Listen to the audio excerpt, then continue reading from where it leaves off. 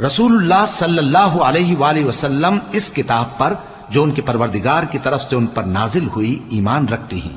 اور مومن بھی سب اللہ پر اور اس کے فرشتوں پر اور اس کی کتابوں پر اور اس کے پیغمبروں پر ایمان رکھتے ہیں، اور کہتے ہیں کہ ہم اس کے پیغمبروں سے کسی میں کچھ فرق نہیں کرتے،